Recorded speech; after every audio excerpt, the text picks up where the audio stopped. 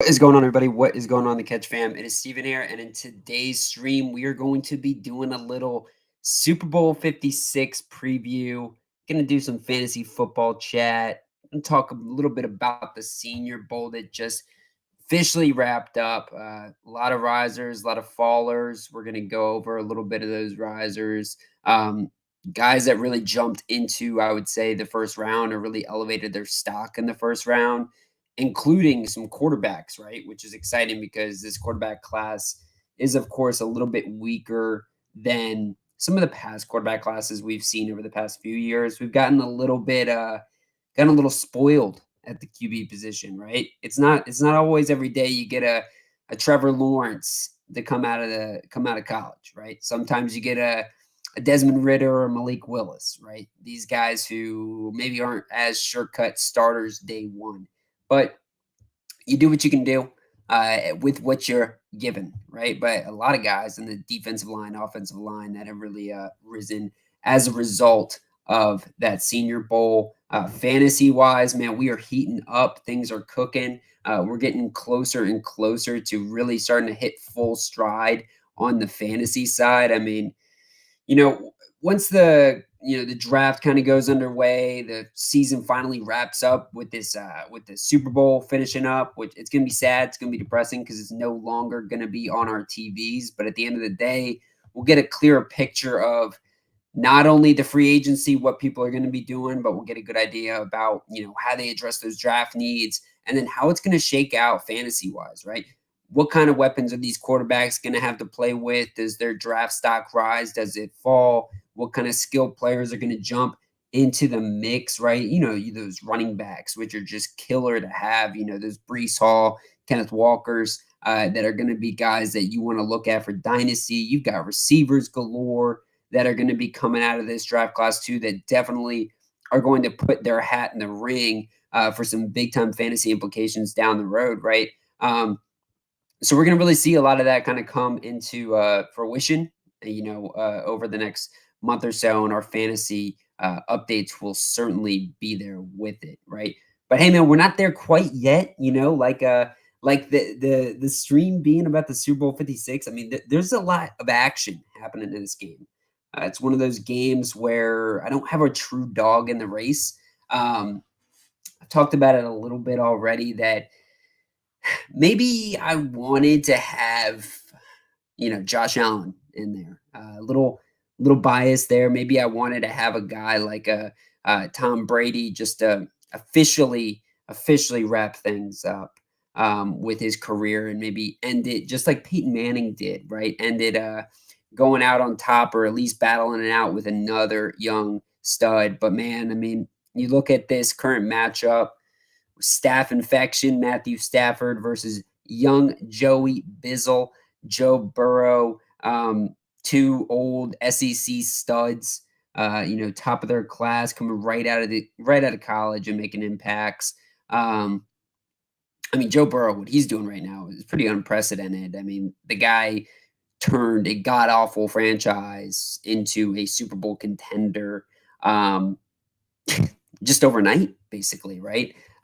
That's the kind of impact. That's why people draft quarterbacks where they draft them. That's why when we're doing our mock draft videos, and when you see every year that people they have this high draft capital, they have a ton to work with, and there's some real studs right at other positions, right? Whether it be running back, receiver, defense, um, offense. There's a lot there, but at the end of the day, I mean, you see these quarterback position, it's just a high value position, and they go and take a dart throw on that.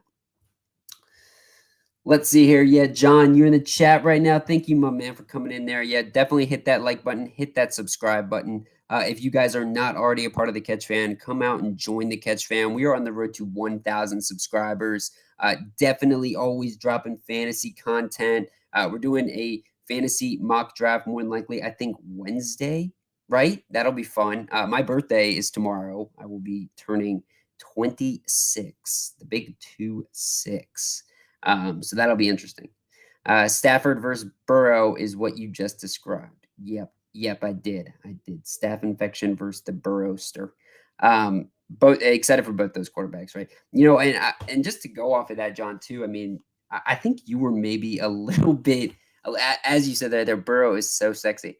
I think you were a little bit higher on both these quarterbacks than I was. Maybe. I mean, I know we both liked him coming out of college, um, but I think you were a little bit more high on what these guys were going to do this season, especially Stafford. I mean, I know you have always been confident in him. And I maybe have been a little bit more bearish on Stafford as a quarterback in terms of what his uh, playoff turnout was going to be, right? But he ended up at the end of the day, he came out and he brought this team to the Super Bowl. Went through some very hard opponents. I mean, we can scoff at San Francisco, I guess, right?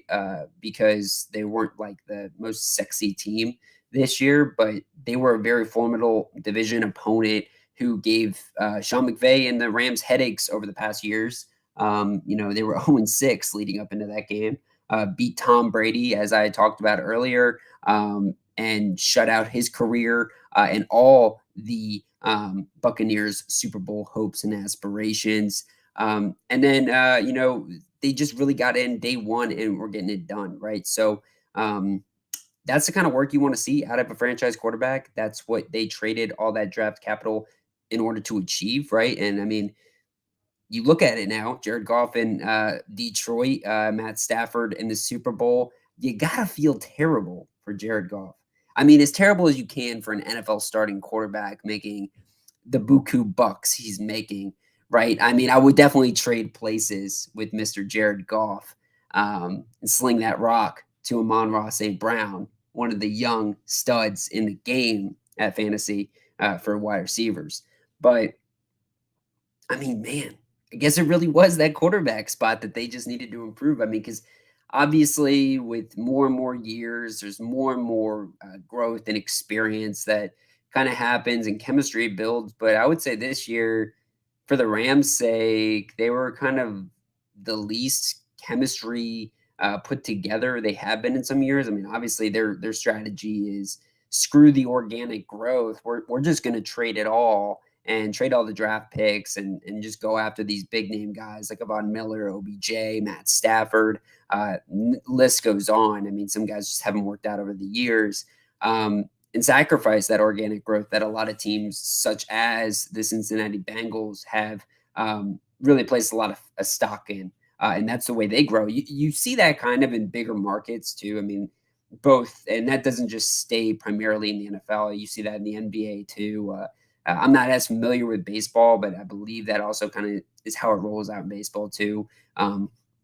Those bigger market areas tend to maybe not focus as much on the organic draft pick approach, right? But I mean, it's maybe a new era. It's not necessarily the type of strategy I like to build through. I'm definitely favorable to what the Bengals have done over the past couple of years. But it worked out for the Rams. And actually, I was listening to something recently and that the Rams still have a decent amount of draft picks in the back half of their draft. I think it's like 4 to 5 plus draft picks. It's just, rounds 5 and later. But at the end of the day, like, we look at this draft class in particular, we look at other draft classes. That's where you get a lot of your depth pieces, anyways. And this team is so rich at the starting spot, like they just need depth. So I don't necessarily think the Rams have screwed up by any means by sacrificing those trades, by sacrificing those draft picks, right? Because they're going to be 30th, 31st, 32nd draft picks, anyways, right? So at the end of the day, it's like, dime a dozen, you're not necessarily going to draft a superstar at 31 or 32. And they've always had big time Super Bowl aspirations, right? So you flip it on the head and you look at the Bengals, right? Who I said I don't have a dog in the race. I said I don't have a dog in the race, but if I did have a dog in the race, it'd probably be the Cincinnati Bengals. I got a lot of love for my guy Joe Burrow. It's hard not to. I mean, I guess he's polarizing. I've heard some people say he's like one of the more polarizing new players in the league. I don't really feel that way. I feel like most people in that age range of like 20 to 30 are probably obsessed with him, just because of his swagger and the way he handles himself. I feel like in general, people are gonna really like this guy just for not only his skill set, but just kind of his moxie, that dated back to his days in LSU. Um, but it doesn't just stick with, like, Joe Burrow and why, I like his Bengals team. I mean, Jamar Chase, I had him in fantasy all year, and I feel like if you had Jamar Chase in fantasy and you didn't draft him, like, super high, which you probably didn't because his ADP was super low. I mean, definitely, like, one of the best value picks in this draft, for fantasy this year. Then you've gotta somewhat be, like, partial to the Bengals just out of, like, "Oh my gosh, like, Jamar Chase, like, kinda carried my team in fantasy this year." At least I do, right? I'm gonna give him, like, some love, give him some respect, and I mean, he deserves it, he deserves it. The guy's a superstar. T. Higgins, another one of my young studs, another one of my favorite young receivers in the game. I loved him a lot before they even drafted Jamar Chase. Um Joe Mixon, of course, who John loves. John, if you can throw in the chat what you think he's going to be ADP wise next year, where he's going to go. I know you've got him in your top 3 rankings, I believe. And John, I also see in the chat you dropped the link for the Catch Fam fantasy mock draft that we're going to be doing Wednesday at 8 p.m. Go ahead and hit that link, join that draft for sure. Definitely a good way to just have some fun with the catch, but also to get like an early or way too early look into what you can expect out of the next year's fantasy football drafts, and kind of where people are placing them. Just for that exact question of what I just posted, John, right? Like, where is a Joe Mixon going to be next year, right? Where is a Derrick Henry going to be post the injury and not really doing much in the playoffs, right? Where's Christian McCaffrey going to be, right? Another big one that, through the playoffs that I've seen his draft stock rise like exponentially. And I guess this also dates back to kind of the work he was doing towards the end of this regular season too. But Joe Burrow, I mean, Joe Burrow, people are asking questions about him or Kyler Murray. You would imagine he's, fourth round, fifth round to these people. And I'm not quite there yet with Joe Burrow, who, he does have the wheels, but he is still primarily a pocket passer, at least to my mind, when you're looking at him as like a fantasy asset. And if you're Zach Taylor, if you're the Bengals, I mean, obviously in the draft, in free agency, if you can, you need to address the offensive line. You need to build some support and protection around a young Joe Burrow, but you're probably also devising schemes to rely even less on Joe Burrow's athleticism. I mean, we need to do something to protect him because he is the future. He is your LeBron James, right? Cincinnati. I mean, he is your moneymaker. And for me, it's an easy decision. You cannot let this be an Andrew Luck type of scenario. As a Indianapolis Colts fan, that is just scary every time I look at Joe Burrow because that's what I see, right? I see that if they don't start addressing some of those concerns. And because he has that moxie, because he has that swagger, because he always believes in every play, which is something we all love from this guy, he still is going to give it his all, both mentally and physically, which includes him like making some pretty risky runs, right? And it's, there's a reason the refs blow plays dead quickly. There's a reason anything is unnecessary roughness on a quarterback because these quarterbacks, when they get hit by these defenders, man, I mean, holy cannoli. No wonder they go flying, right? No wonder they get hurt so quick. So definitely need to protect him.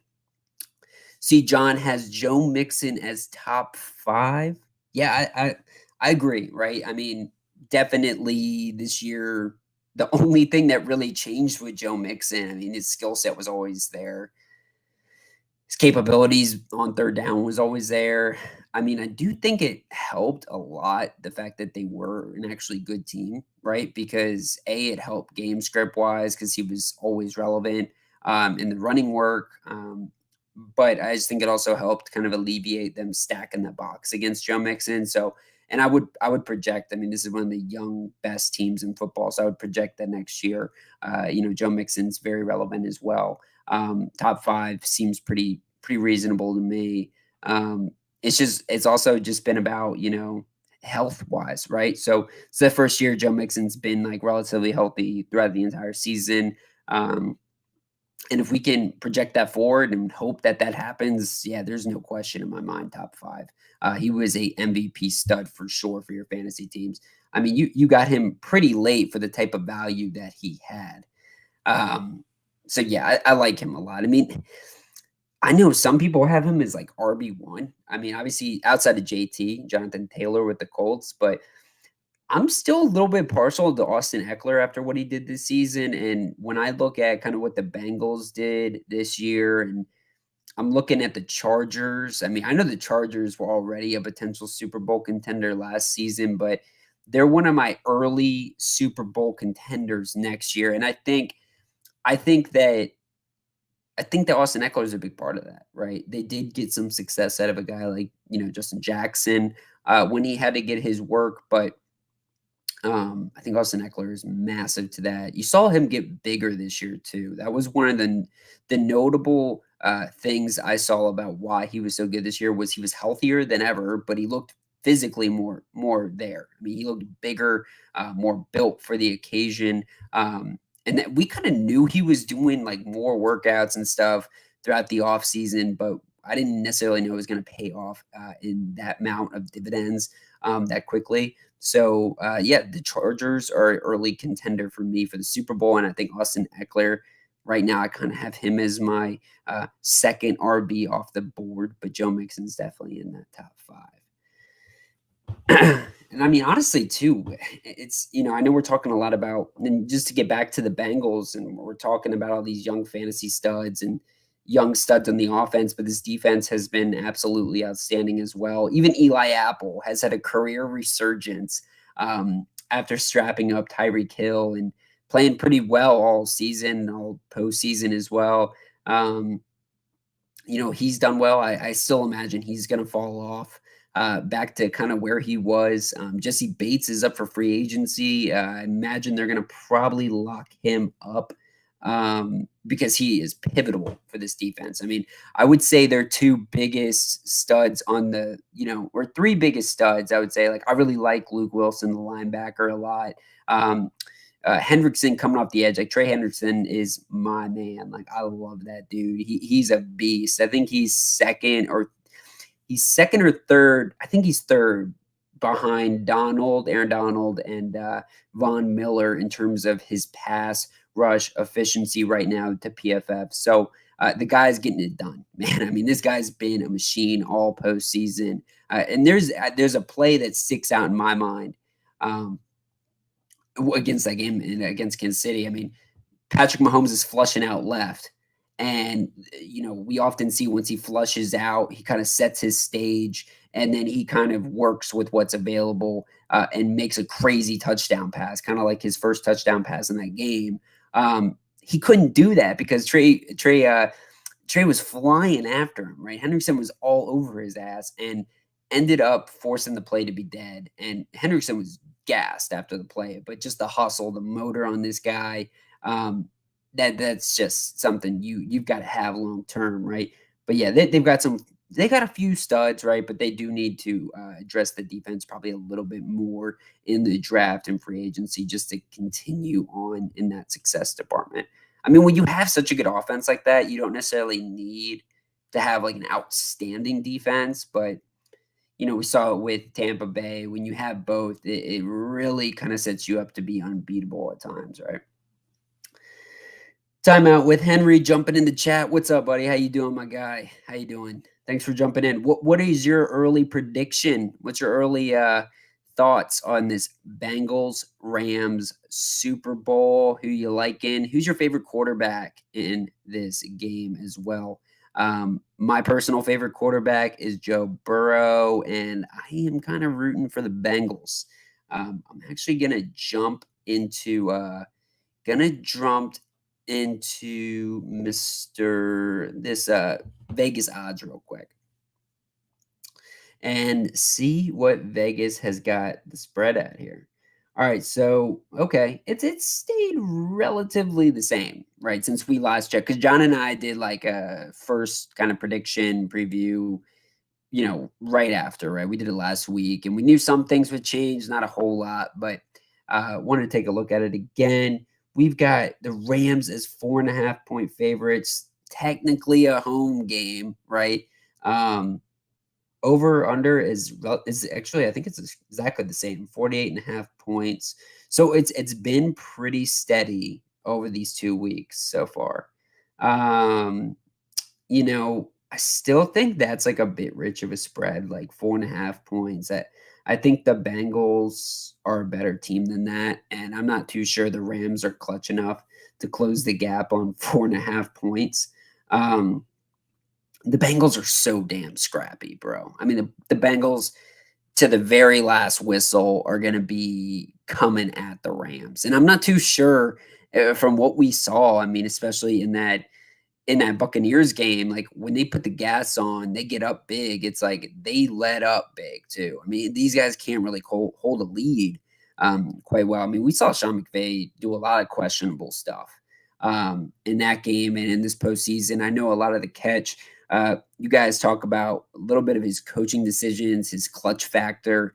He gets a little sporadic sometimes with his decision making. And you look on the other side of the ball, like the Bengals are better in the second half. Their comeback ability is like absurd. And that's not just because of Joe Burrow. I think that has a lot to do with Zach Taylor as well.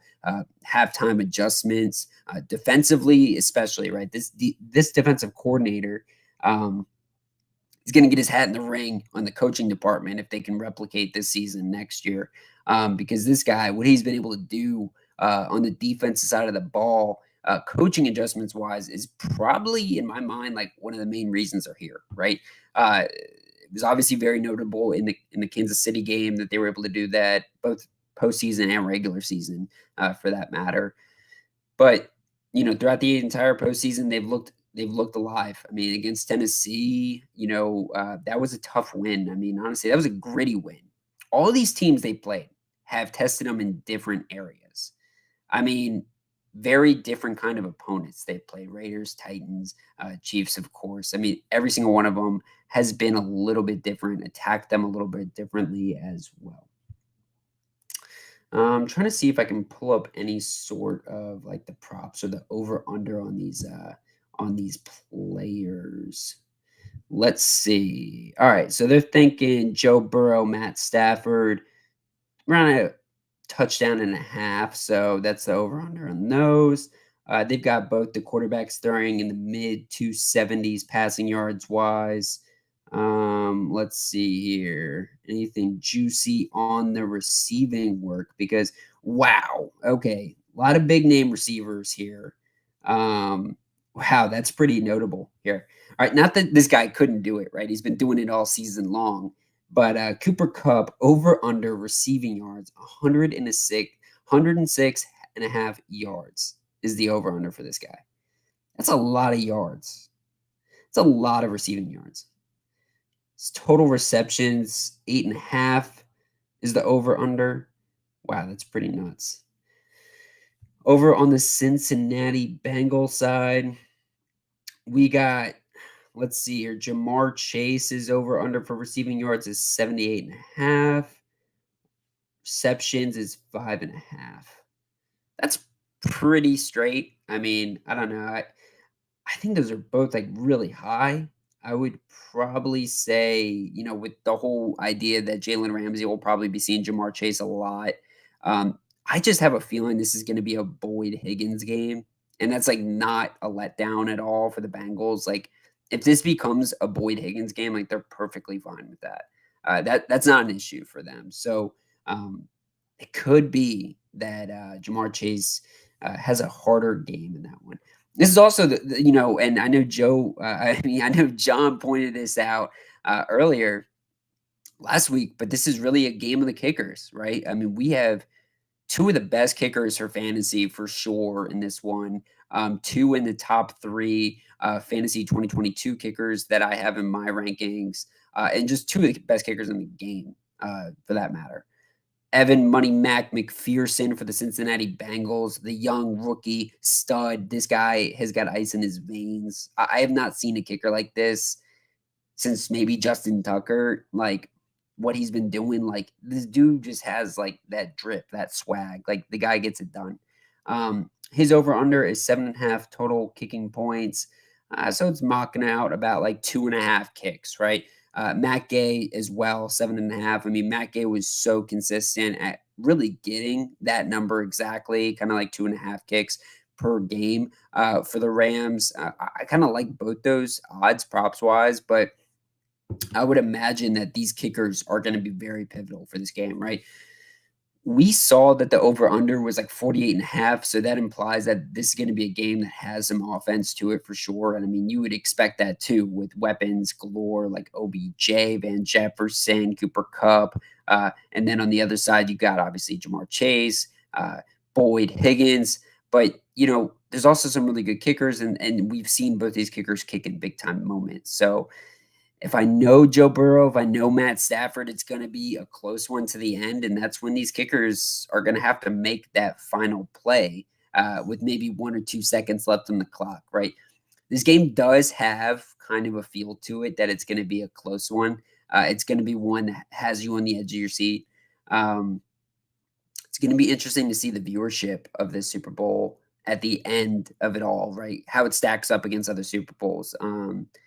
I feel like we've seen lower ratings and lower views without Brady and without Mahomes in the past, but I'd like to see this one, right? Because the Rams obviously are not a team that turns out a ton of fans into their stadium. The Bengals are obviously a pretty small market team, but it's a Super Bowl at the end of the day. So, like, obviously, like it's going to be the most watched event in all of America viewership all year long. But it'll be interesting, and I'm hoping for good commercials. One thing I do know that they are going to hit on is this halftime show. John, are you pumped for this halftime show or what? Let me know. Everybody that's in the chat, let me know if you are hype for this halftime show. We got Kendrick Lamar, we got Eminem, Dr. Dre, Snoop Dogg.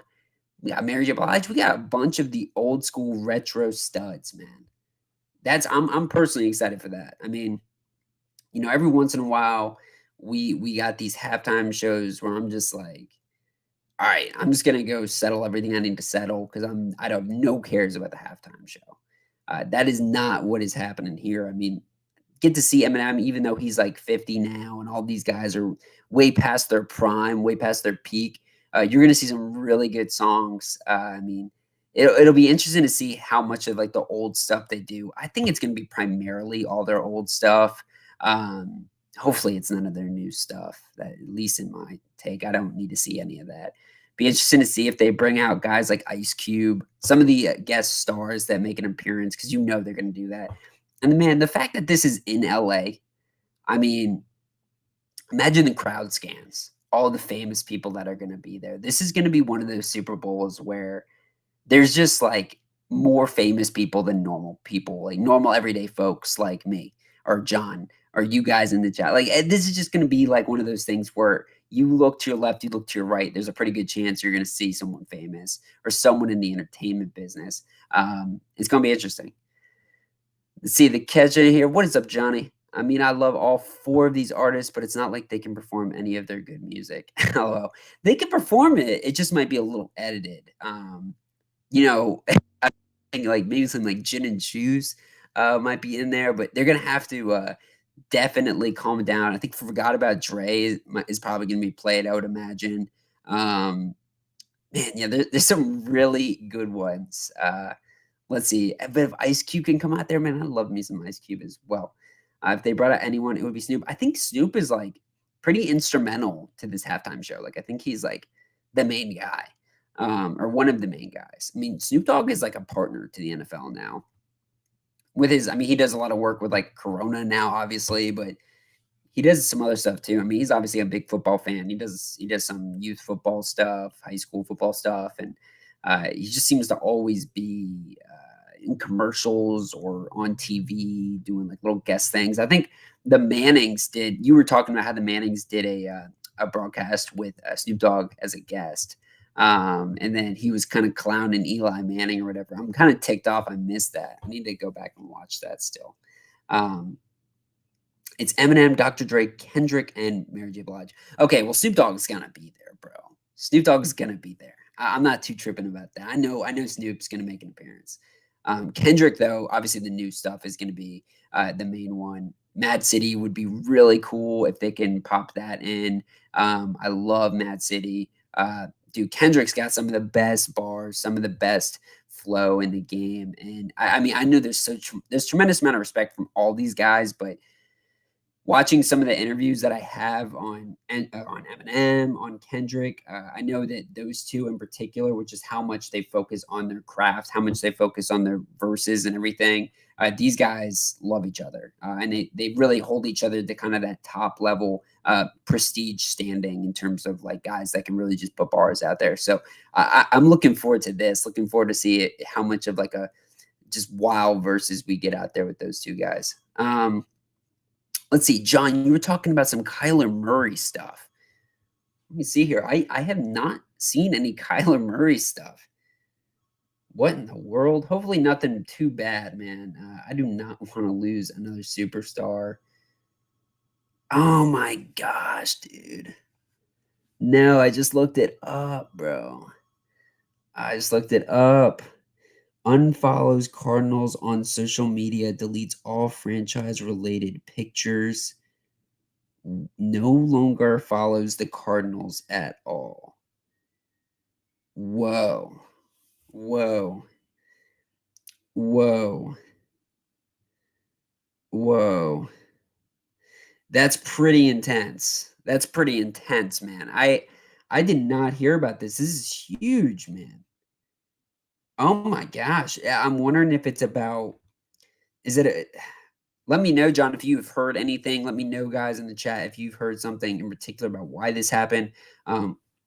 I'm pulling up a couple articles just to see if I can get some more stuff. This is obviously huge.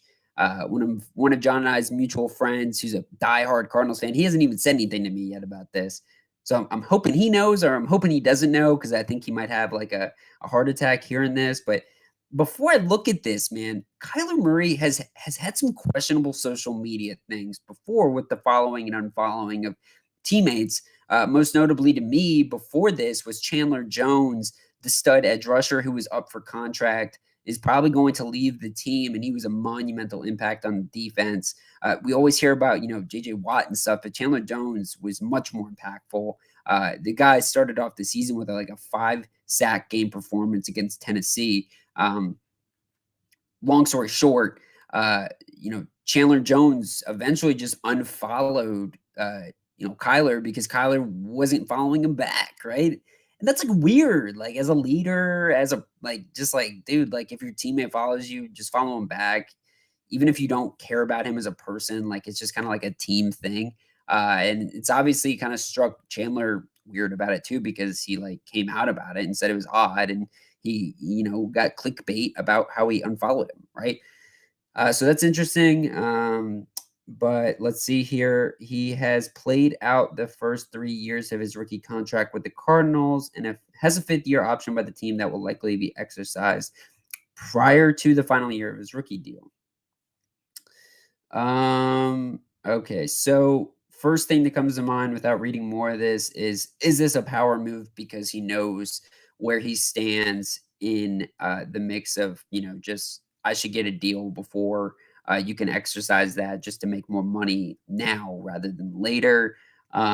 Especially with the fact that this is a dual sport athlete who got drafted to play baseball as well, who was seen wearing his the Athletics baseball jersey throughout the season. I'm pretty sure that was ahead of a game which they lost.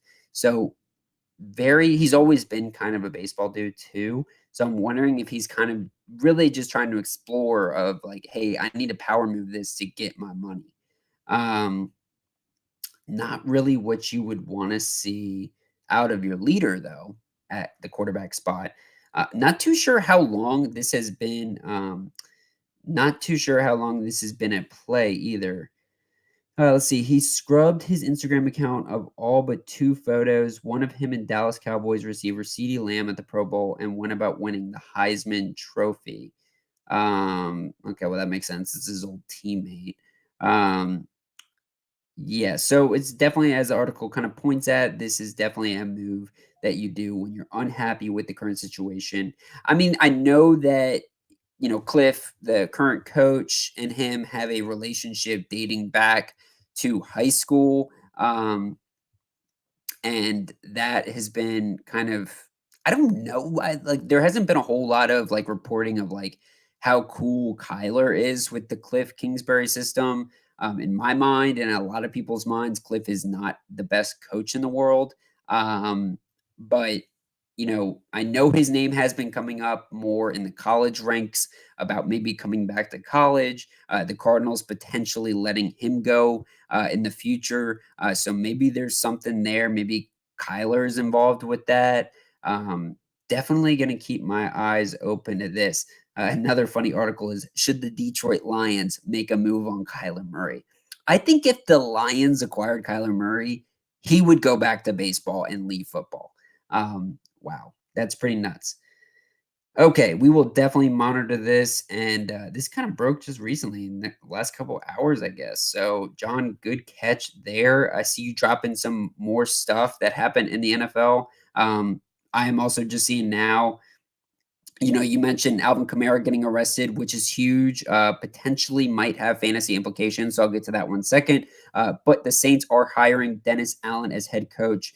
So that's awesome to me. I think he is like the perfect coach for them to kind of lead them through what I imagine is going to be a rebuilding process. Hire organically, keep that guy who's been in the office, has stepped in when needed to fill the role. I'm pretty sure, like 99.9% positive, he was the guy who would take over whenever Sean Payton had COVID and was not there. Dennis was the dude.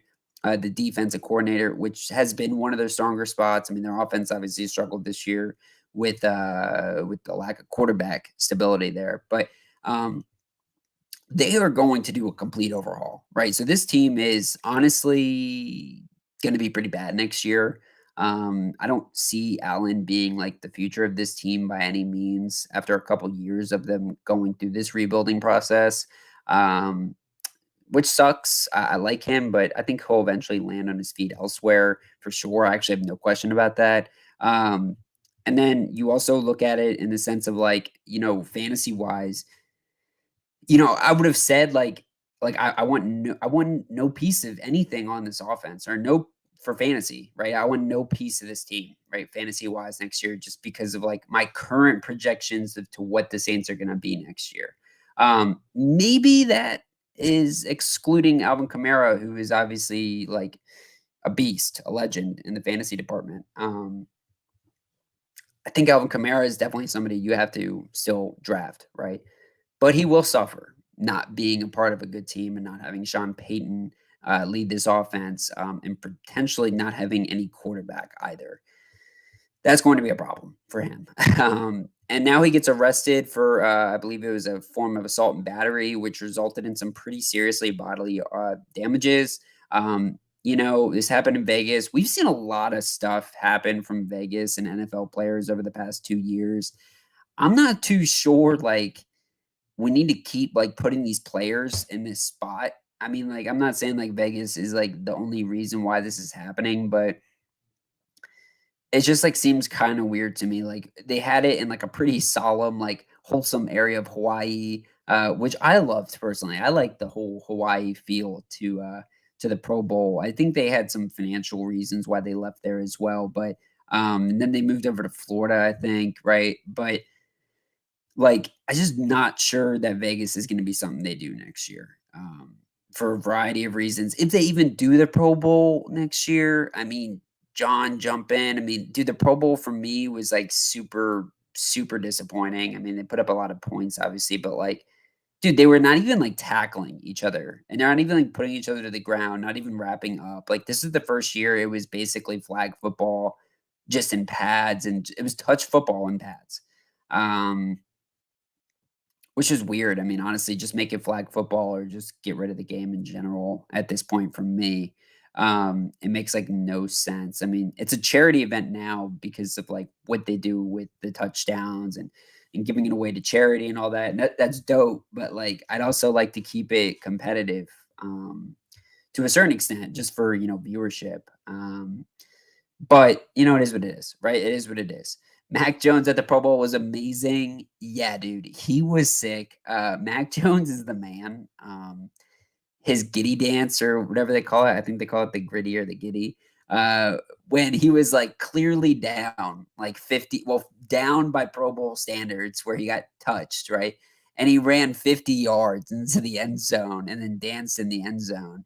And I was just like, "Dude, that is the hypest power move. That was sick. I love you, mac and cheese, man." That was so sweet. So yeah, that was dope. The I think the MVP awards went to 2 AFC West, studs, Max Crosby and Justin Herbert. At least that's what I believe I saw. Max Crosby was all over the field when I was watching it, and obviously he's been pretty, written about just in terms of, he was in rehab, like, I guess, like, over a year ago, and now he's here, and it was just obviously a big deal to him, and he's very public about that and even got interviewed about it during the game, so definitely sweet. He went up there, is just blocking the shit out of any pass that was thrown by Kyler Murray especially, but he was very involved. Justin Herbert's Justin Herbert, man. What do you expect, right? The guy throws lasers. I had no expectations for the Pro Bowl, so it didn't disappoint me, but I don't blame for not playing tackle. They have millions of dollars and their livelihood on the line. Yeah, of course you don't, you piece of shit.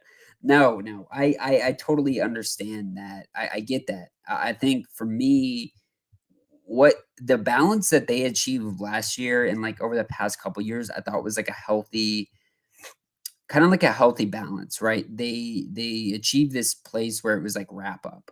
Or maybe like wrap up and take you to the ground, but it wasn't tackle. It was very soft. There was an agreement between the offense and the defense that there wasn't going to be this like, Sean Taylor type of action happening. Shout out Sean Taylor, rest in peace. But nobody was steaming down the pipe coming to slam you in the face. It was very much so agreed that we were going to be there to kind of get you through the process, get the game, have fun, and then go celebrate after, right? Um, but I just thought this year it was just kind of like a little too soft. And obviously a lot of fans did. Players spoke up, Darius Slay spoke up to I think Dion and said like, and defended the whole idea that they, didn't play that kind of style of football, but it is what it is. You're gonna get your ups and your downs on that department. Let's see. Let's actually shift gears a little bit here. Outside of just totally wrapping up on the Super Bowl. We'll talk about it, I'm sure, a little bit during Wednesday's mock draft stream where we're hanging out and just chatting with everybody too. But right now the Rams are favored. It's favored to, or it's expected to be a pretty high scoring game. Uh, I would hit the over on that 48.5 points. I think it's gonna be, in the 50s, just knowing these 2 offenses and the way these coaches play. I think that the Bengals are my team right now. That's where I'm going, for, my pick. But, I'm happy for either of these teams. Uh, More happy for the Bengals, but for the Rams, I am happy for Sean McVay because this guy is a young stud at the coaching spot there. And this is now his second time. And if he can finally get that win, I think that really puts him in a good place for coaches of all time if he continues to have the career he's having right now. Ronald, I see you jumping in the chat. What's up, my guy? Thanks for jumping into here, man. I like the Bengals, but I will be wearing a Rams jersey because I don't own anything that says Bengals on it. That's when you get a white T-shirt and write Jamar Chase on it or write Joe Burrow on it, right? No, but yeah, I get that. You got to just represent the NFL, represent football at the end of the day for the Super Bowl. If you don't have any jerseys of your particular team you're rooting for. Honestly, just now that Ronald's in the chat, now that we got a couple people in the chat, just wanted to briefly talk a little bit about, too, just like food, right? And when more people get in here, we might go back to this, right? But man, I'm excited for wings, bro. That is the number one food I plan on slamming, and some chips and queso, maybe some little Smokies as well. Big little Smokies fan, dude. Little barbecue on there, man. That is what is up. Ronald, I have a Mitchell and Ness throwback Eric Dickerson jersey, and I have never had a reason to wear it, dude. I know, man. Those. First off, those retro Mitchell and Ness jerseys are fresh, yo. I love those things. Very, very expensive comparatively, but they're sweet. They're worth the money if you are a big football fan, because they not only look cool, but it's also like a piece of history that you can always have. Jerry's in the chat. What's up, Jerry? I was just about to talk about football, man. You missed us talking a little bit about the halftime show and music. Let us know, both you and Ronald, what musician you were most looking forward to at the halftime. For me, it's probably Eminem because I grew up a big Eminem fan. And then what food are you eating? What are you going to wear, right? Jersey wise, for me, I'm going to be wearing my Jamar Chase jersey. I'm rooting for the Bengals. And I'll be eating a lot of wings, chips, queso, like I talked about, but trying to think about some more appetizers. Last year, I didn't do a whole lot of appetizers, I don't think. We always do some fries as well with ranch, but I want to feel so stuffed that I'm like about to just like explode. Like that's how I want to be after the Super Bowl. But I also want to space it, right? I want to space my eating a little bit more this year. I want to have it like kind of set. So it's like before the Super Bowl even starts, we're getting some food action into me.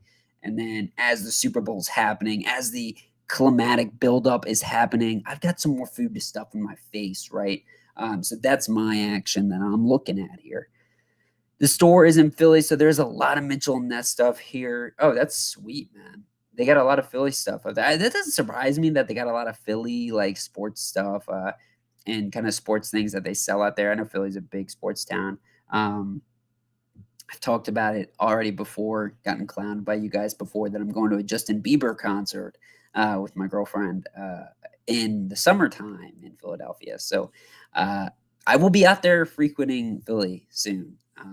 So that'll be cool. I'm pretty pumped for that. Pretty pumped for that. Gonna get some Philly cheesesteak action and excited to just hang out there. One random time, Papa Roach opened for Eminem. Oh, I remember Papa Roach, dude. I was an old school man. I love Eminem. I have seen him like a couple times. He put on a great show for a great entertainer in general. Dude, I have never seen Eminem. That was something I always wanted to do. I never got to see him, obviously, in his peak of his powers. I don't think I would see him now because I feel like I would stain my memory of what could have been, right, and what he used to be. But even with that said, I mean, the guy's still the music he's dropping right now. I mean, it's nuts. I mean, his verses.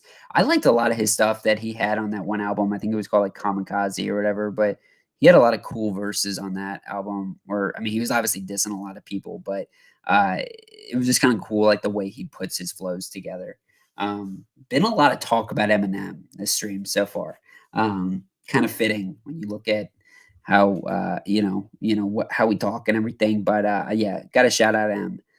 New Eminem is not that bad. Yeah, John, you're right on the money with that. That's kind of what I was talking about. Like I kind of like it. It's always kind of hit or miss though, right? Like so, it's interesting to see that you like it too because not a lot of people love the new Eminem. They just think it's a little like, dude, like you're kind of past your peak to do that. And thank you for letting me know not to go to Jim Steaks. Shout out Jim Steaks. I will not be going to your house to get the pizza or to get the Philly cheesesteak. I guess that's a local shop in Philly, so I won't be doing that. I will be staying clear. Last time I was there, I forget where I went, but I did get a Philly cheesesteak. It was definitely not what I made it up to be. I thought it was going to be a lot better. Definitely thought it was going to be a lot better. All right.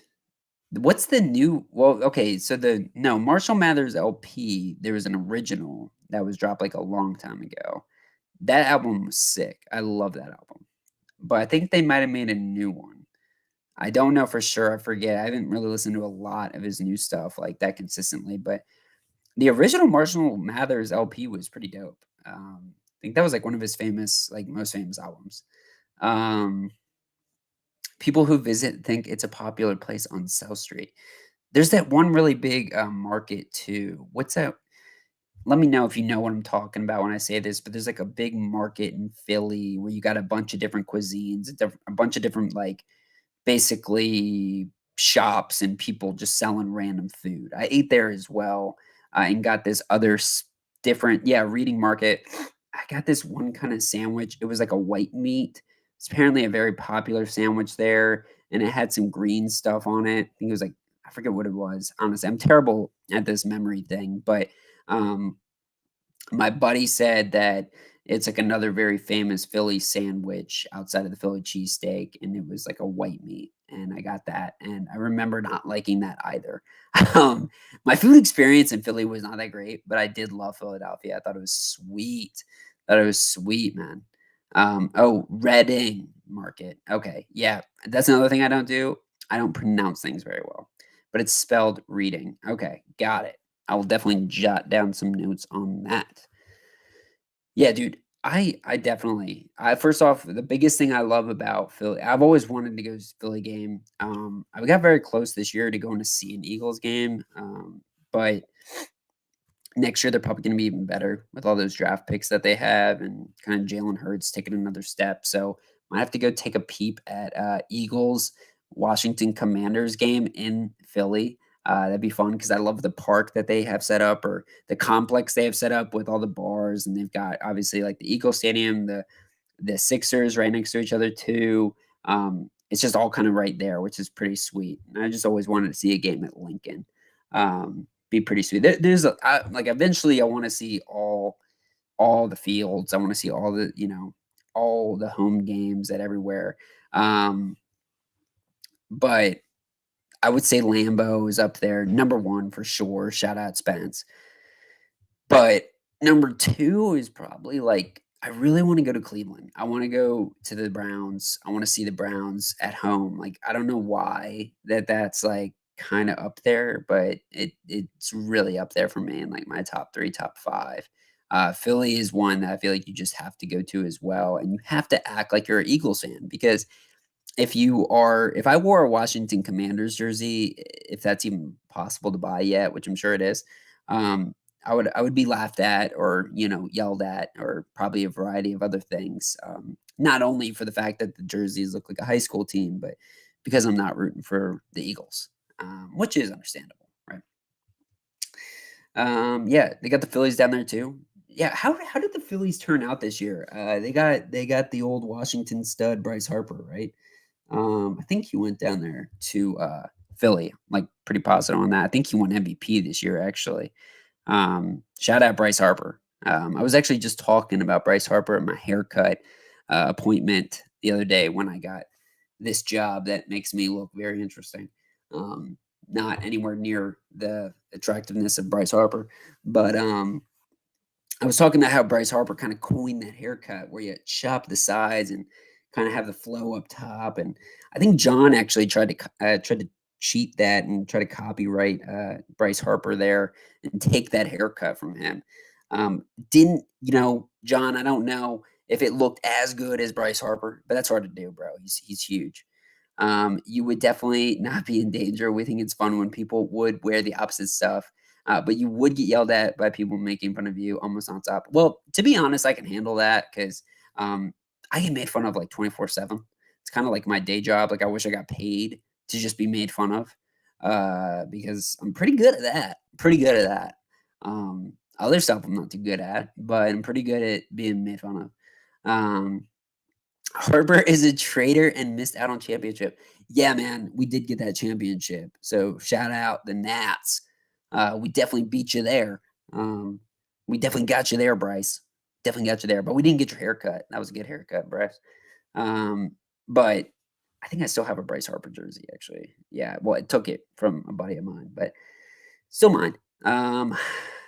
Yeah, man. Harper is a stud.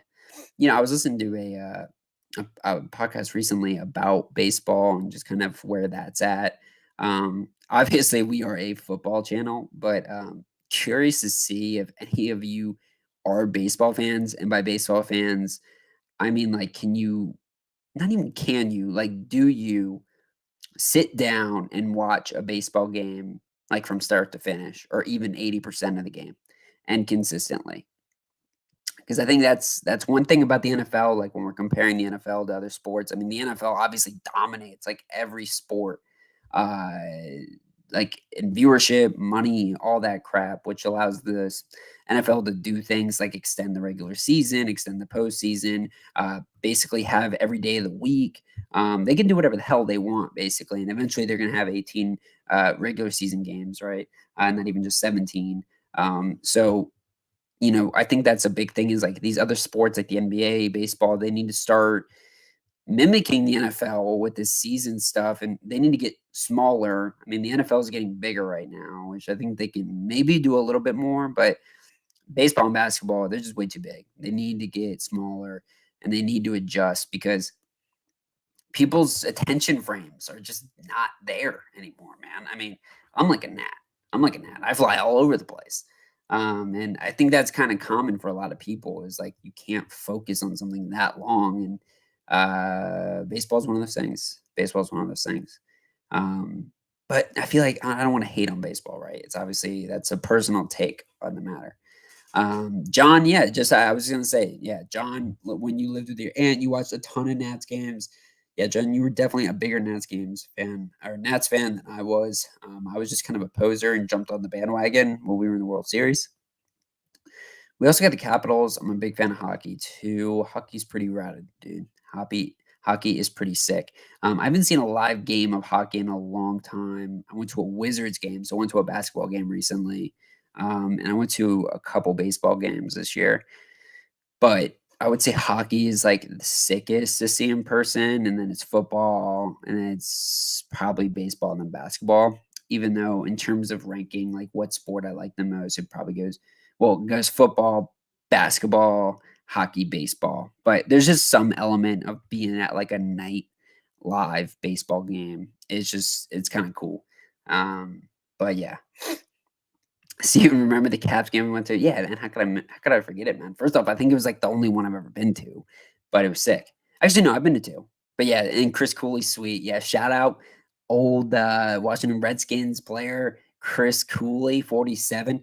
I actually, it's funny that you mentioned Chris Cooley because, obviously a beast, we had kinda gotten, obviously we knew, like, a family friend who was able to kinda put us in that spot to get that nice suite and then good food and all that kind of stuff and good viewing.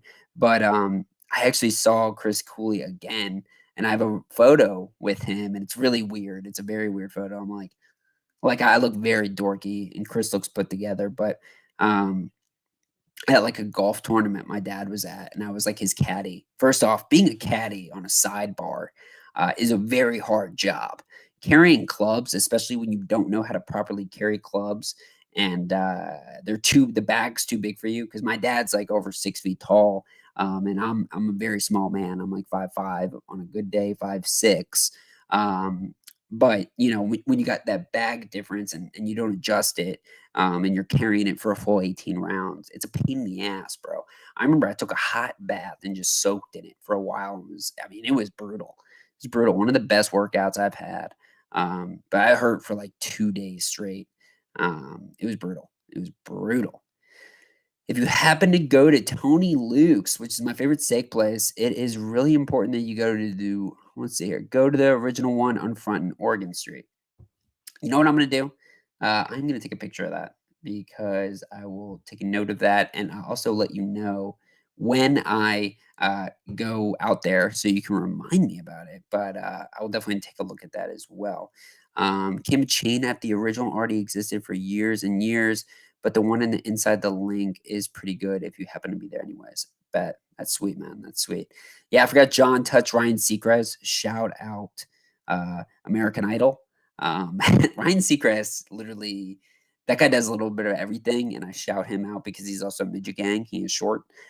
Another member to shout out on the midget gang department, Mark Zuckerberg. I had no idea Mark Zuckerberg was short. Not necessarily the best guy to shout out, but I did see I look up on Google from time to time, how tall people are, and, Zuck, is actually like 5'6", 5'7". He looks like he's 6'2" or 6'3". And I got into this other deep article about, like, how he looks like that, and apparently, he, like, models all the photos to, like, be, like, kinda towering over people by, like, having them, like, get down and, like, bend over and stuff, and, he also, does this thing where he, like, acts like he's, like, kinda on a string, so he, like, really tightens his posture, which I should probably do more of anyways, but yeah, so good old Zuck, being part of the short crew. Yeah, is a space alien lizard. Yeah, I don't disagree with that, man. He's a little scary sometimes. I wish Jerry was in the chat right now because, Ronald, you're a movie buff too, but I love the movie Social Network, which is based off of basically the origin of, Facebook and, Mark Zuckerberg, played by Jesse Eisenberg, and, Justin Timberlake's in the movie, and the old, Spider-Man guys in the movie too. The soundtrack to that movie is amazing, as David Fincher, who made it.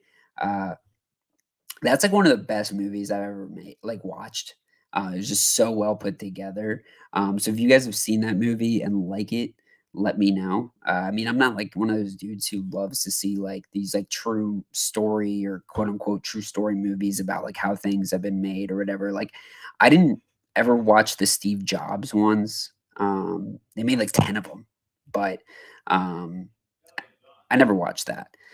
Smoking's made people slim too. Yeah. Yeah, smoking does. Yeah, smoking does. What is up, Sincere Misery? Thanks for jumping in the chat. Love to see you out here. I mean, best movie ever is a stretch, but I love movies based on true stories. Yeah, okay, so maybe it's not like the best movie ever, but and I say that a lot about a lot of things, but um it was a really well-made movie, I guess is my point. I thought, like, the script and everything was, like, really, really well done. So does cocaine. Yeah, cocaine makes you slim as well. There's a lot of things that make you slim that you probably shouldn't do or we wouldn't recommend you do. But hey, to each his own, I guess, fancy. Yeah, the height department, I don't think either of those make you taller. In fact, I think they actually make you shorter. Um I blame my short height on genetics and, I didn't drink a lot of milk. So always drink your milk, kids. Always drink your milk. That is for sure. Let's see here. I'm gonna start actually rolling into because we'll probably be on for another 30 minutes, right? As you guys jump into, I'm sure we'll sidebar into a lot of conversations like we just did. But I'm gonna start sharing my screen so we can talk a little bit about fantasy, a couple articles I saw, and also to take a look at a little bit of Senior Bowl recap. And in particular, I had put together just a list of what I saw was Senior Bowl risers from this year. So definitely pretty cool. Nothing much, just joined, still no clue about football, but hey, I figured it'll just hand around for, your algorithm thingy. Thank you, Sincere Misery, and man, hey, we do talk a lot about football for sure, that is primarily what we do, but we talk a lot about a lot of stuff, right? We talk about, movies, TV, food, you name it, so you let us know what's on your mind, kind of stuff you want to talk about, and we will take a look at that. We will do that, at least to a certain degree. Um, yeah, dude, documentaries are pretty sweet too. I like a good documentary. If it's really good and captivating from like the first episode, I say that's like the key for documentaries. For some reason, I'm blanking on, like, a really good doc I've seen. I also like I forget what they call them, but it's, like, the dramatized documentaries, like the one they did for O.J. Simpson. That was sweet. I thought that was really good. Oh, Misery, you're a COD fan. Dude, COD is, something that John and I, that's got a special place in our heart, obviously. Um I have not played it as much as I really should. I have been making kind of a special focus personally, like on a personal level, to do some of the things that also just bring me a little bit more joy outside of work, outside the channel as well. So one of those things is to look at stuff like get back into COD with all my buddies and do Warzone, right? Warzone was sick. The new map as well. Like I haven't even really played the new map. I've heard mixed results about it. Since you love COD, let me know what you think about the new map. I'm sure John and you have talked about that already, but I know it's like a beach setting and all that. Um, the new Call of Duty itself, I played a couple times. Um, and I mean, I like the whole old school setting as well with the guns and all that. But in terms of like the Warzone mentality, like, I feel like the new guns are more of what I wanna use.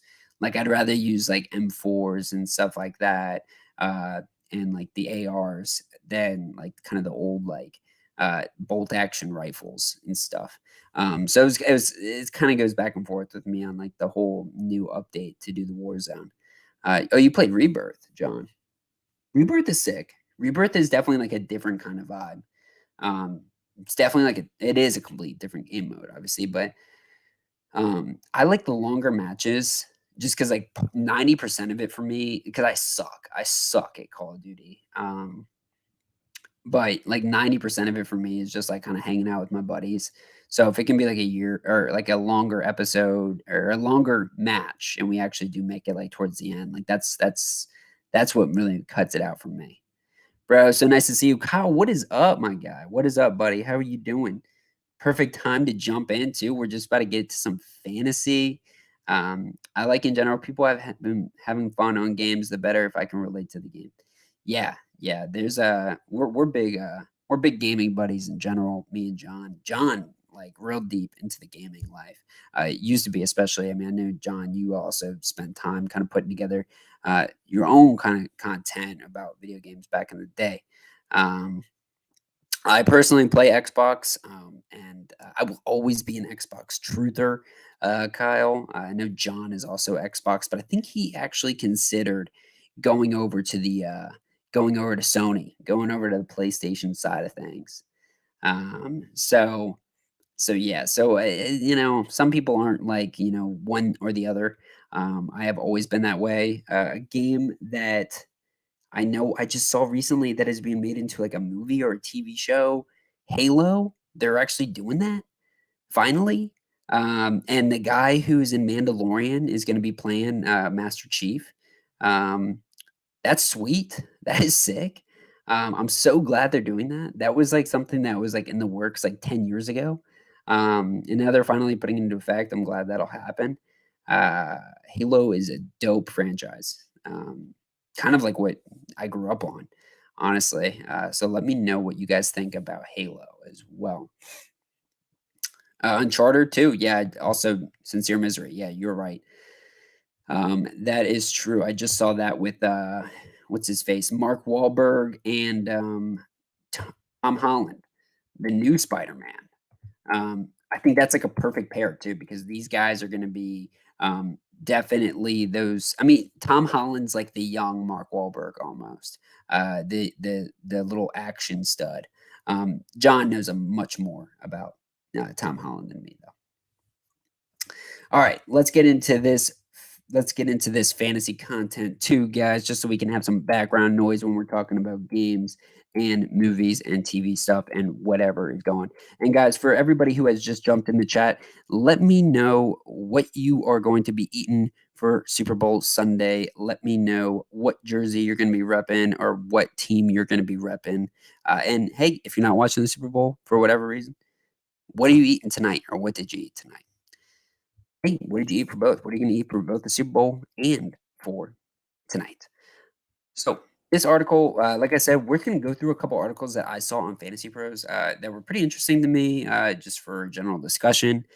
First one is 5 Dynasty Trade Targets 2022 Fantasy Football. Um, so off the bat here, you know, these are two guys that I think many different people would have many different takes on. For instance, not trying to speak fully for John, but I don't think John in a dynasty league would go out and trade for this guy. And I do think Christian McCaffrey is at his floor. such as what the article points out.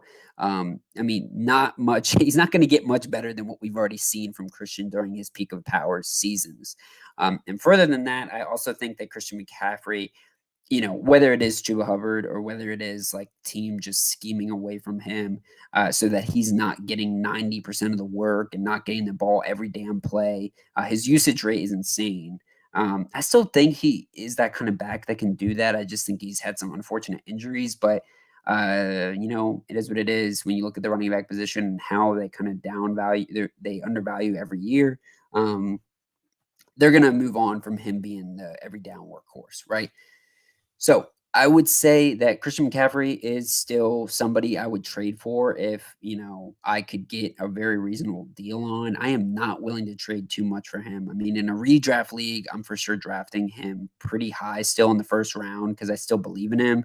You got to kind of separate the past year or two with these injuries, which is super hard to do. But hey, man, we've done things like that with guy like the next guy we're going to talk about, Saquon Barkley or Joe Mixon, and we've still drafted in the first round and drafted relatively high in the first round. So I think when you look at Christian McCaffrey as a dynasty target, you're talking about he's already capped. He's already hit that ceiling. This is not a breakthrough player. He is already where he's at. But he's still a guy that can really get you over the hump and win you a championship for fantasy if you can get him for this year. So it depends on where your team's at right now, dynasty-wise. Saquon Barkley is the next dude on here. You guys know how I feel about Saquon. I do not like Saquon Barkley as a fantasy player. And to be totally honest, I think he's kind of overvalued as a regular player. But that's not totally to say that I think he's a bad player at all. Like, I mean, like Saquon is amazing. What he can do is pretty unprecedented throughout the league, I would say. Like some of his skill set as a third down back, I don't really know if there's a whole lot of comps for him. He's like a Christian McCaffrey. I just think he might be more athletic potentially, but problem is we never see Saquon Barkley on the field. He's always hurt. He's always hurt. Yeah, as Ronald points out, these are not good for dynasty. I mean, you can trade for them, but you can't give too much away for them. Saquon Barkley, like for me, there's two things here that have to happen for him to become a nice dynasty trade asset. He has to leave New York because even if they do invest a lot into the O-line, which I think they will in the draft, it's still going to be a year or two away from them like really being a dominant offensive line or a line that is going to be able to support Saquon. Because a lot of his issues right now, I think, are he's very hesitant as a runner because he doesn't trust who's blocking for him. But also he just needs to be in a more productive offense where they're not loading the box against him and keying on him on third downs for these dump offs from Daniel Jones, right? He needs to be in a different offense. And it's very possible that the Giants trade him. I mean, I know he's been in some trade rumors already. So yeah, for me, definitely not a dynasty trade value unless you really do believe he's going to be gone. And you are getting him at kind of floor value because I do think Saquon's eventually going to turn it around, but you cannot trade too much for this guy. Michael Carter, running back for the Jets. Yeah, man, this is definitely a dynasty target for me. I like him in redraft leagues. I mean, I think this guy is going to be around for a while. What he can do for the Jets is 3-down work. Him and Javonte coming out of UNC were very, very highly touted running backs. It was really a question of which one is going to really make their mark first. And I think they both definitely left an impression on fantasy owners for next year. These are going to be guys that are around for a while. The Jets, too, I identify as being a team that is on the rise. I know it's hard to say that, man, but they're going to be the team in New York to really put their hat in the ring next year and for the next couple of years because they got a lot of young talent. And more than that, they got a shit ton of draft capital. They got 2 picks in the first 10 picks this year, which is going to be huge for them to build on both offense and defense. For my mock drafts, personally, I've seen them take some guys that are like really at the top of my board. And then in the second round, they've got a lot of picks as well at the front half of that. Right at like, I think they have like 4 picks in the top 38. Which is pretty nuts. Maybe it's like at the top 40 or something, but they got a lot of early picks, which is just really huge because they've got some needs for sure, but they've got a lot of young talent. Zach Wilson, I do think there's some potential there. They're going to get Becton back from injury, who was a very highly touted lineman coming out of Louisville. So definitely a lot to build around there. And Carter has all the talent in the world. Um, and like this article points out, almost 1,000 yards despite missing 4 games, right? And he didn't even have high usage, right? They still kind of like spelled in Ty Johnson and these other backs like Telvin Coleman. Dude, like once that is just done with and they realize that this is their guy, like Michael Carter is going to be a problem for fantasy opponents, and he's going to be a problem for division opponents next year. I mean, this guy's going to make some noise. See Ronald in here talking about how he agrees. He thinks Carter is going to be a guy. Let's see here, third rounder or an old guy that he has year or two left. Yeah, you look at that kind of situation. I agree. Josh Palmer here. Okay, all right, I see you hinting at this guy who I didn't even look at yet. Josh Palmer with the Chargers. I like Palmer. I mean, he's a younger dude. I don't know a lot about Palmer other than we have recommended you maybe take a look at him in a couple weeks. The guy's pretty big. Doesn't scream like his speed or anything, but he's been a good deep target, especially. Josh Palmer would be replacing a guy like Mike Williams who will be out. So, you know, there's an opportunity there. I do think the Chargers are going to address the wide receiver position in some form of matter, whether it's through the draft or through free agency. They've also got Guyton there as well, who is very productive. But Josh Palmer is a guy that can get it done, and he's gotten done with the limited work he's gotten. And they talk about his size there, right? 6'1", 210. It's good size for the receiver position. It's not Mike Williams size necessarily, but it's definitely good work. And honestly, Mike Williams wasn't able to really build a consistent portfolio of stats for himself, right? That's another thing too, is like when we look at the Chargers, I mean, it's going to be interesting to see like if we can really say they can support 2 players at the receiver position. I haven't really seen it done yet, but I imagine it'll probably happen, especially like I said, if you know, they are in the contending spot for the Super Bowl. Ronald talking about Palmer is way too early to get him on unless you can get him for a third rounder or an old guy that has a year or two left. Okay, all right. So hopefully I clarified a little bit of your input there. Yeah, Palmer, like I said, like I don't really love this, but I guess I can kind of get what they're going for here. Tyler Johnson out of Tampa Bay. This is not a bad one. I like Tyler Johnson a lot. I like his skills that he has. I think he's a pretty good receiver who's shown chops with the work he's gotten. They've obviously got a lot of holes at the receiver spot going forward with Godwin out, Brown being gone. Scotty Mills is kind of maybe the guy that they keep on there. They drafted a rookie the other year, Darden, I believe his name was, who never did anything. Tyler Johnson did get work though since coming out of college, and they don't have Tom Brady. We'll see who's at quarterback for the Bucks going down in the future. Whether they draft a quarterback in the first round, I mean they're at the back half of the first round, obviously. My last mock, I had them taking Sam Howell, the senior from UNC. That would be interesting, and that would support another receiver in the Bucks options. But Tyler Johnson, I'm not truly convinced on, right? I'm not too sure we're ever going to see anything come out of this guy's career. So could be another dart throw dynasty trade option, but I'm not really expecting too much out of this guy, to be honest, over the next couple of years. I mean, I saw chops, like I said, out of this dude, but I didn't see enough to really say, okay, this guy has like fantasy relevancy beyond like, when he needs to get the work from a guy like Tom Brady. Because not only is Tom gone, which really likes receivers like Tyler Johnson, but also it's just like we don't know who's going to be throwing the ball for the next year or two. This Bucks team is going to be in a complete rebuild, and I'm not really too interested in getting the wide receiver 2 for this offense, or potentially the wide receiver 3 if they do draft another receiver, which is certainly possible. Because they, if they're losing spots there and they already don't have a whole lot there, it makes a lot of sense to get younger and more talented at that position. Let's see. All right, so that's the only guys they address there. I mean, if you guys have any suggestions of other dynasty trade targets, let me know. Let's see. Sincere Misery. Today I'm having dumplings filled with meat. Fried dumplings filled with meat. Hopefully they're fried. and some random hot sauce white bread. Holy shit, that sounds amazing, bro. I love dumplings a lot, and I love them meat filled too. That's a big thing for me. Um, Chicken's pretty good. Veggie's not bad though. I can do veggie as well. Top 5 wide receivers under 25 for 2022 fantasy football. So this is a good one just to kind of look at. I mean, obviously in the dynasty perspective, you could also look at this because these are the guys that are going to be around for a while. But also, I just think it's important too when you're looking at fantasy because I would say what you really want to look for is that under 25 to late 28 to 30 is kind of like where unless they're like a real superstar, and they can get it done past that age, like that's kind of your window, right? You want the 20 to 30, and ideally you want a guy like Justin Jefferson who's under 25, who can get it done. So I'd be interested to see what they have here.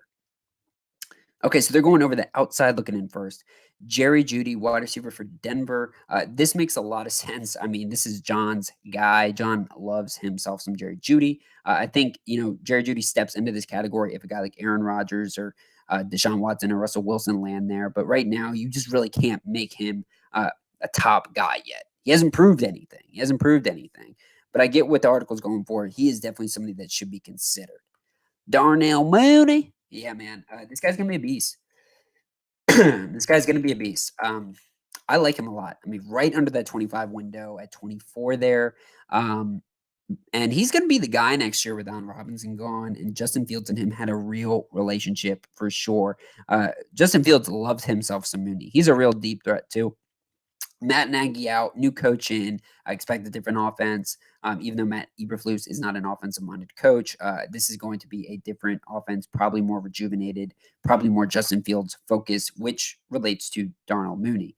I still think Allen Robinson will be gone, though. And that's going to result in more targets for my guy Mooney. So I like him a lot, actually, as being a guy in the future to really take a look at. All right, let's see here. We got Andrea in the chat. What is up? How are you doing, Andrea? What are you doing? What are you doing for Super Bowl Sunday? What are you doing for Super Bowl Sunday? Do you think Chris Godwin is going to stay in Tampa? Andrea asks. I don't. I don't think Chris Godwin's going to stay in Tampa. I don't think they can afford it. Look, Chris Godwin's going to be coming after that paper, man. Chris Godwin's going to be coming after that paper. He knows he demands it, right? And to a certain extent, he's going to get screwed a little bit because he had the injury at the end of the season, but this guy's going to deserve top dollar, man.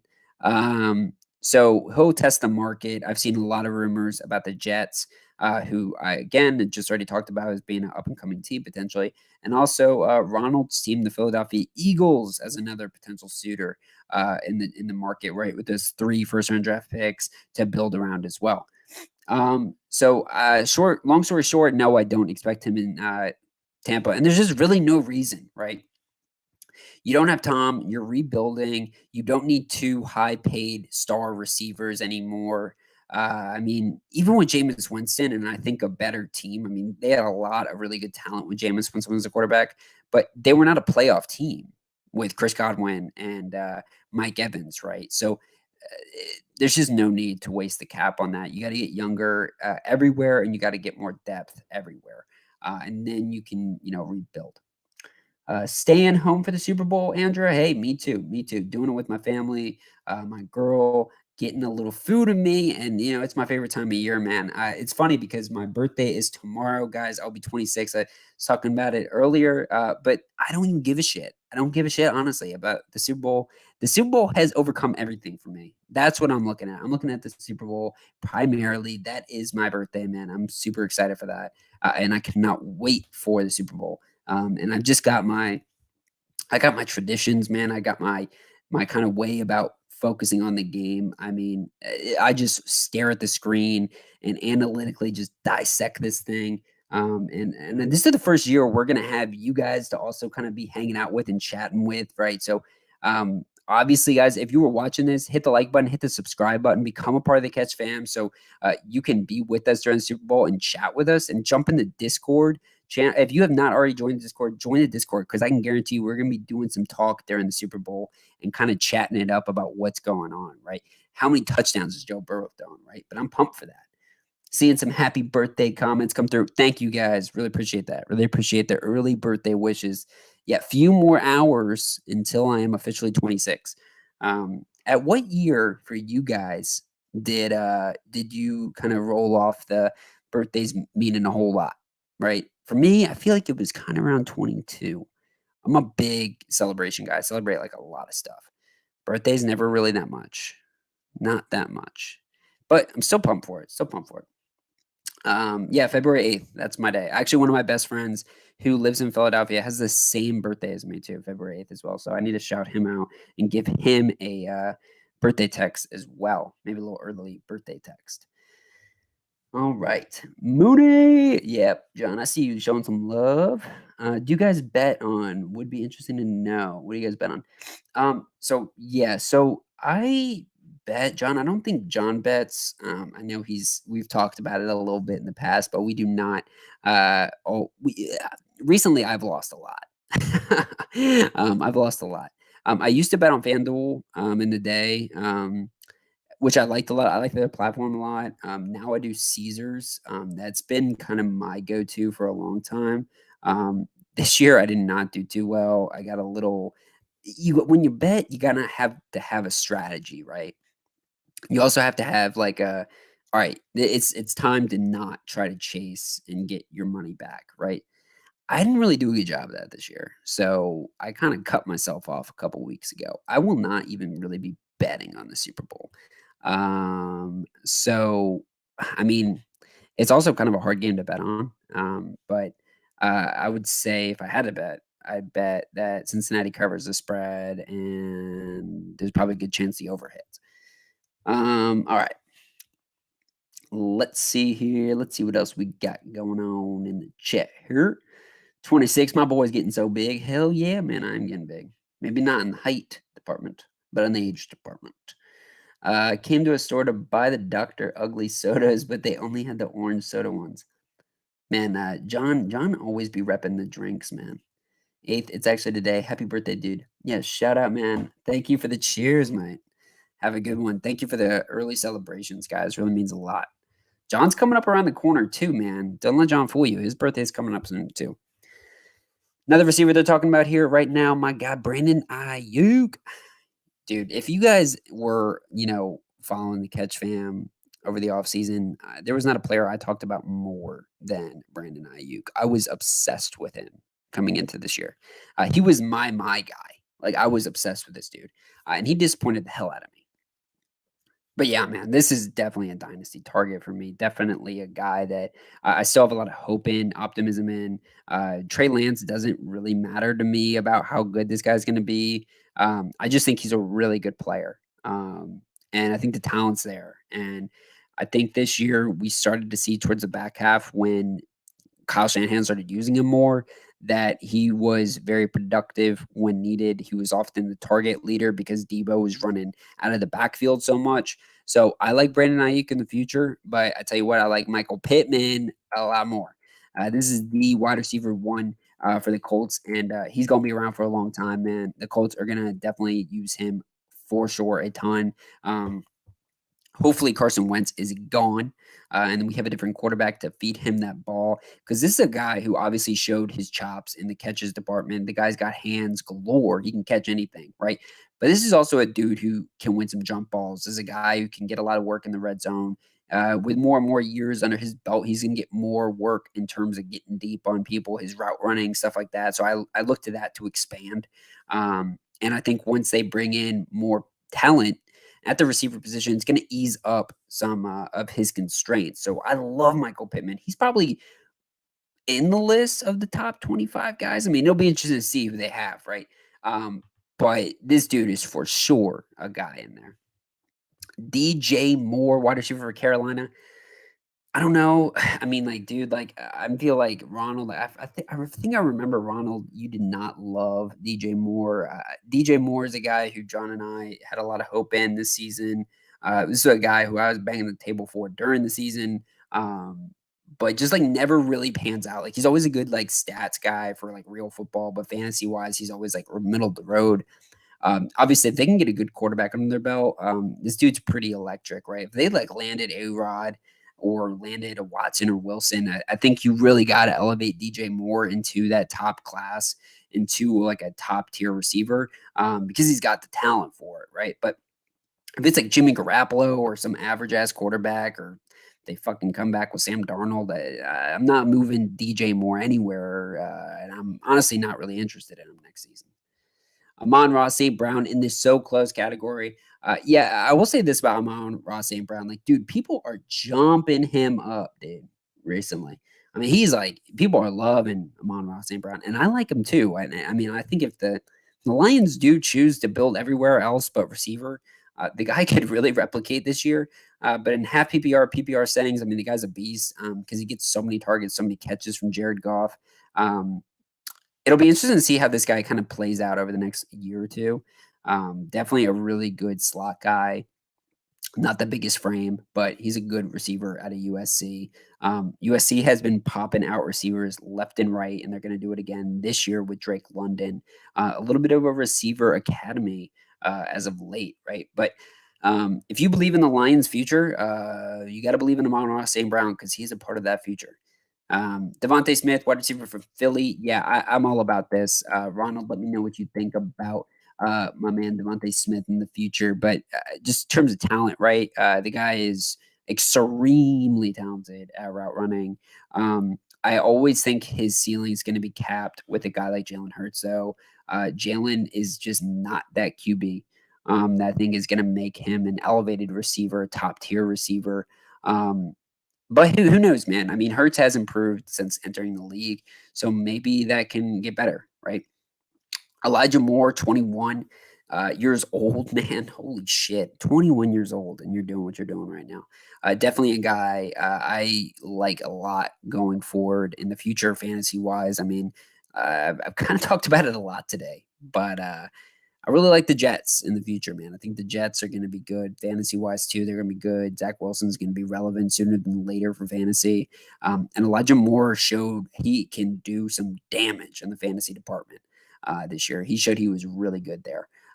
So I like him a lot. It'll be interesting to see how he would work out if they brought in a guy like a Chris Godwin, or if they go out and draft a guy like Garrett Wilson, or Drake London right in the draft, or even the Traylon Burks, right? If they get a top tier receiver with one of those first two top 10 picks, we'll see how he does, right? Because there was kind of a lack of real athleticism at the receiver spot this year for the Jets. If they invest there, maybe, Zach Wilson looks elsewhere. T. Higgins, one of my favorite guys at the receiver position going forward, especially under that 25 scope. I mean, T. Higgins being tied up to the Bengals and Joe Burrow and Jamar Chase.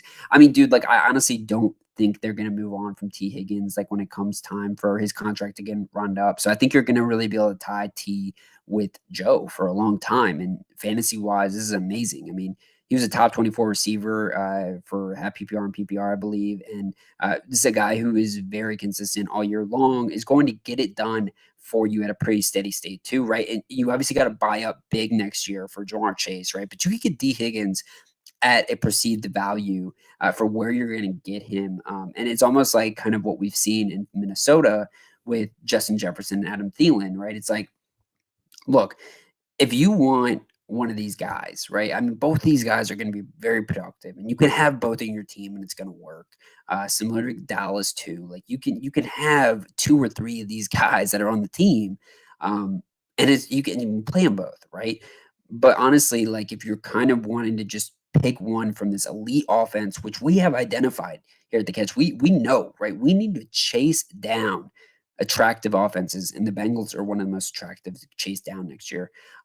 T. Higgins is going to be that guy to go after for value, not Jamar Chase. DK Metcalf, this one's interesting, man. This is one of John's favorite guys. Uh, you know, I personally am a little concerned about DK, who has been over the past 2 years, not really, I think, what we thought was going to be at a DK. He finished with a pretty decent number, I believe, ranking wise, but like, I mean, DK's ceiling and what he has to offer, like, just presents so much more. And I know this year he dealt with the whole Geno thing, Russell Wilson being injured, but I mean, the Seahawks are also, there's like so many question marks if Wilson's even going to be back. Like, I think a lot of his value has to do with Russell Wilson and if he comes back. And they just need to allow Wilson to target a guy like DK Metcalf a little bit more. It can't just be these big, deep shots. All right, so before I get into the top 5, guys, I want to just look at the chat, see what you guys are up to, see what you guys are talking about. I see Philly Mike jumping in the chat. What is going on, Philly Mike? How are you doing? Had a lot of stress the last few days. Dude, me too, man. I've been real stressed out, but that's why you come to the catch, bro. That's why you come to the catch. We'll alleviate that stress for you. We will be chatting. I mean, he has the talent, or he will get traded away and have a career. I would go after him in Dynasty and would take him as wide receiver 2 or wide receiver 3. All right. For some reason, I'm not remembering who you're talking about. Ronald, let me know, though. I think it was probably DJ Moore or something like that. I bet $200 at work today on Cincinnati with 52-point total. I'm the highest points for Sin City. Now, do I go Cup or Chase or both, or do I go T. Higgs, OBJ? I'm so nervous, man. I have a lot of money on the line. Yes. So let me be sensitive about how I'm going to phrase this.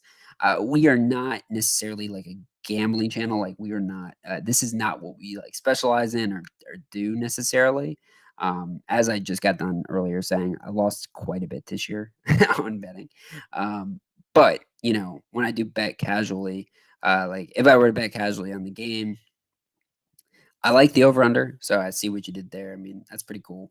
I think the over under was like 48. So you went a few points higher.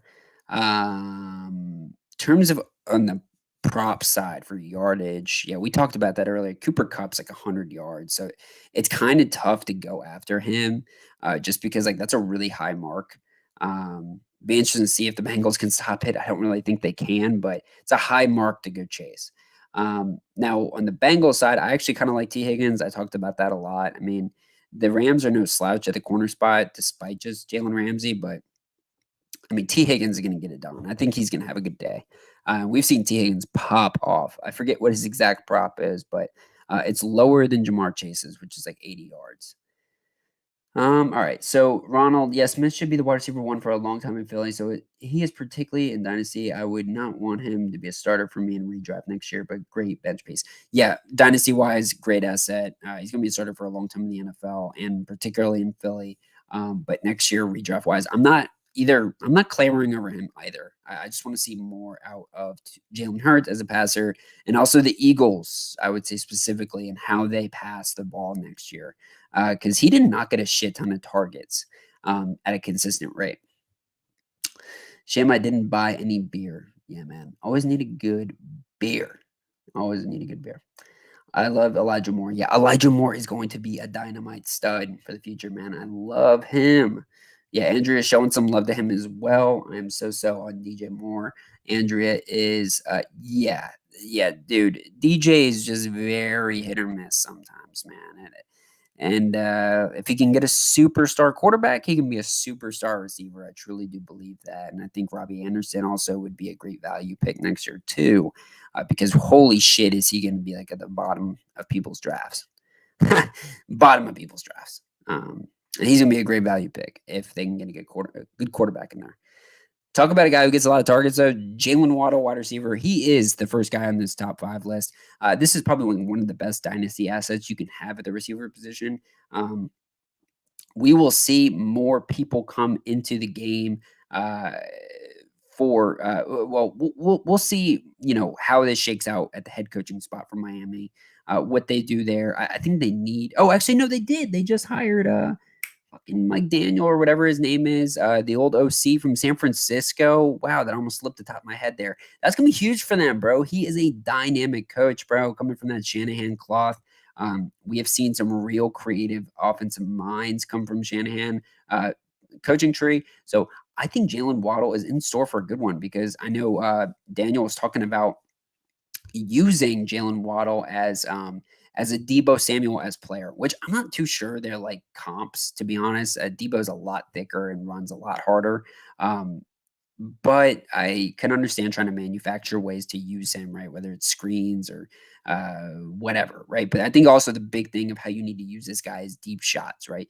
Tua is not that guy to hit him with the deep shot, but whenever he does eventually hit that, that's what's going to elevate him to like top 10 consistently, right? Because right now he's very consistent, and is like top 12-ish, top 15-ish because of his PPR value, but that's just not his big skill set. His big skill set is his deep threat.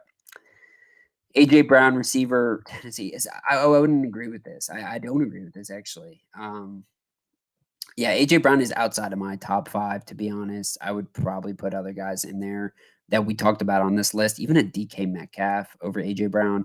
I don't like AJ Brown that much in terms of what he's shown me consistency-wise of staying on the field. If he can be healthy, which we've not really seen, he's very good, but this is also an offense that values the pass maybe even less than the Seahawks. And they don't have a good quarterback in Ryan Tannehill. Um, so AJ Brown is not that guy for me. I think he probably pissed off a lot of fantasy owners this year, and I'd be very wary of drafting him at where he's probably going to go ADP next year. But he's still a good player. Like if the guy's healthy for a full season, I mean, like, and gets the volume at a consistent rate, like he did against San Francisco last year. I mean, dude, the guy literally can like destroy any corner. I think Ronald's a big fan. So Ronald, let me know what you think there. CeeDee Lamb, wide receiver for Dallas. I love this pick. First off, being 22, dynasty, his athleticism, his freak catching, his route running, his drip, his swag, that slime. I mean, he's got everything you need at the receiver spot. And he's also in Dallas, right? And he's got that 88 on his jersey. He's going to be around for a long time in Dallas, tied to Dak Prescott, tied to this offense. And I think Amari Cooper's on the way out, whether it's this year or next year. He's going to be gone here pretty soon. Michael Gallup got hurt. He's probably going to be gone. I think CeeDee Lamb, like this is his year this year. This is a guy who I was very high on coming into the year. He disappointed the shit out of me, but next year I'm going to draft him very high again, bro. Because I'm even higher on CeeDee Lamb next year, despite his disappointing season he had this year. Jamar Chase, 21 years old. Bro, Jamar Chase is 21, and he just had the year he had. That's disgusting. 1,500 receiving yards, 13 touchdowns, 81 catches. That's his 2021 stat line. That's nuts, bro. That's nuts. That's nuts. He also led the league in drops, as this article points out, which is funny because he was noted for that, right? But who gives a shit fantasy-wise, and who gives a shit for the Bengals? Because the guy catches a pass and he scores. And I think the catching is going to get better, right? So I actually think that like the arrow on Jamar Chase is actually ticking up. The touchdowns might not be there. We'll see how that plays out. I mean, 13 touchdowns, that's a pretty high number. So probably won't hit that again. But I still think this is a double digit touchdown type of player. And I think his catches can go up. I think his efficiency can go up too, just because I think the dropping is going to go down with more time in the league. And being tied to Joe Burrow, the chemistry they have, Jamar Chase and Justin Jefferson for me. I'm not at number 1 yet. I think they've still got one more guy, but for me, it's Jamar Chase and Justin Jefferson. Let's see here before we get to number 1, if they even have one more guy here. Let's get to the chat real quick. I'm a big fan of AJ Brown, but I agree he's going to go for his value, so I don't know he will be a great deal. Yeah, I know Ronald loves him, but yeah, man, he just goes so early for like 3 years now. He's gone so early. It's kind of nuts. It's kind of nuts actually how early he goes. I would hope he would slide. Like, dude, if he slid a little bit, like at all, like I'm snagging him because of the value this guy could give you. But I just don't envision that happening. This guy, we'll see in the mock draft. I mean, where he goes in our fantasy mock draft, definitely jump in that, guys. If you were not already a part of that, hit that link. John dropped it a couple times already. We're doing a fantasy mock draft on Wednesday, so definitely go in there and roll with that. And we'll see where AJ Brown goes. We'll see if we're willing to get that rich. All right, so not a big surprise. Their number 1 receiver they're talking about for fantasy under 25 receivers, Justin Jefferson. Yeah, man, this guy is incredible, dude. 2 years in a row where he has just continued to set the bar higher. This guy is actually disgusting. LSU can create gods at the receiver position, I guess. And Justin Jefferson is just going to be that guy for a long time, I think. And I think they're going to make sure that there's like an heir apparent for Adam Thielen whenever he does walk away. But, for Dynasty, I would imagine there's an uptick when Adam Thielen's gone. Because Adam Thielen's been a touchdown hog. He's been a red zone hog. I think Justin Jefferson is going to become more of the touchdown guy, uh, even next year. So the yards is clearly there for Justin Jefferson, who was, I think, second in yardage, only behind Cooper Kupp. I mean, his season got overshadowed by Cooper Kupp this year, which is unfortunate because he balled the fuck out. All right, guys, we are going to get into the third and last article that I want to take a look at here. And I'm going to go through this one pretty quick. All right. So, top 12 dynasty running backs 2022 fantasy football. Let's see. Number one, Jonathan Taylor. Yeah, not much of a conversation there. JT is going to be around for a long time, hopefully, as a Colts fan. And he is a badass. So, this is based off of 2021 dynasty rankings. All right. So, hold on. Okay. So, it's still pointing out there. Let's see here. Let's just see. Interesting. I'm not really too sure what this article is actually saying here, but we'll see if it makes sense when we're going through this. We'll see what it's saying here. DeAndre Swift, number 2. I definitely would not have DeAndre Swift number 2. And I think the article is saying this is like based off like their 2022 numbers here, or what they expect for 2022 based off of 2021 season. DeAndre Swift, I get like kind of the narrative for it. Like he's a very talented back, maybe one of the most talented backs in the game, 3-down workhorse, 3-down back. Actually, I'm not going to say workhorse because that's kind of part of my problem. He's a running back where I can pretty confidently say that like his health is always going to be a factor. And being in Detroit, I'm not really too sold about making him my number 2 dynasty back. Najee Harris is a guy that I would probably put there in number 2. Probably put him above Joe Mixon like they have here, but I would definitely have Najee Harris right there. We'll see how his volume gets changed without Ben Roethlisberger, who targeted him a shit ton. But I do think he's going to be worked like a beast for sure. Joe Mixon, I like him there. I think it's cool to put him behind a guy like Najee, who's a bit younger, bit more tread on his tires, but Joe Mixon, 3-down back. For redraft purposes, Joe Mixon's going to be a top 5 guy next year in John and I's mind. And I think he's going to be a beast next year too. And he's a part of that Bengals offense and under 25. I mean, a lot of things pointing up for Joe Mixon too. I mean, this guy is definitely, you could probably make the argument, he is the number 1. You can make that argument, but for me, probably I'll keep him at 3. Alvin Kamara, Dalvin Cook, Antonio Gibson are the next 3 they look at. Alvin Kamara, I'll probably have above DeAndre Swift, but it's still pretty rich to have him top 5, but I understand it. But they are going to be in a very bad spot the next couple of years, right? So this is going to be interesting to see how Alvin Kamara really does, change as a result of like the Saints no longer being a very friendly fantasy team, in my opinion, anyways. Dalvin Cook for me definitely deserves to be a top 5 guy. I think the Vikings are only going to get better, and I get it. The health is a concern always with Dalvin Cook, but he's just he is like next worldly level in terms of talent. Like this guy is maybe the best running back in the game when he is on the field. I mean, this guy can change everything for your fantasy team when he's good to go. Here's a questionable guy right here, Antonio Gibson. I've got definitely a lot of concerns on him always. But yeah, he's definitely deserves to be in this class of a top dynasty running back. Makes a lot of sense. This guy's a young dude for a team that does value the run game a lot. He has 3rd-down work capabilities. He's very successful at that. He was a receiver in college.